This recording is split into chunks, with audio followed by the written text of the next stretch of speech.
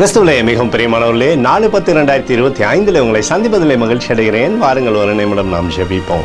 அன்பு தகப்பனே, இன்றைக்கு உங்களுடைய பாதுகாப்புக்காய் ஜெபிக்கும்படி என் தேவனுடைய சமூகத்தில் வருகிறேன். என் தேவனுடைய நிறைவும் அன்பும் ஆசீர்வாதம் விடுதலும் என்னுடைய வாழ்க்கையிலிருந்து செயல்படும்படி நீ செய்தலும்படி ஜெபிக்கிறேன். எல்லா பொல்லாப்பு நாசமோச விலைக்கு நீங்கள் பாதுகாத்துக் கொள்ளுங்க.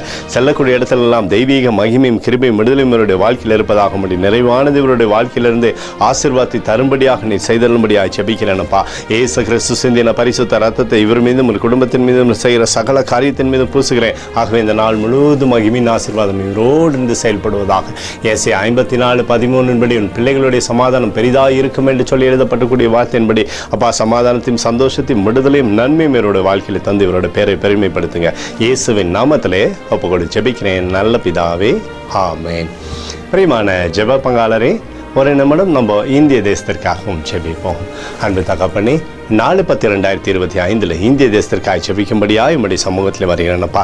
தேசத்தை நம்முடைய நன்மை நாளை நீர் திருப்தியாக்கும்படி ஜெபிக்கிற சமாதானத்தின் தேவன் தேசத்திலே சமாதானத்தை தருவீராக. இந்திய தேசத்தில் அற்புதங்கள் நடக்கும்படியாக செய்யுங்கப்பா. என் தேவனுடைய மகிமையின் பிரசன்னத்தினாலே சகலமும் நன்மைக்கு ஏதுவாய் நடக்கும்படி செய்யுங்க. எங்களுக்காக அடித்து நொறுக்கப்பட்டிருக்கூடிய இயேசு கிறிஸ்துவும் அவர் சிந்தின வெளியேறப்பட்ட ரத்தத்தை வைத்து ஒப்புக் கொடுக்கிறோம்.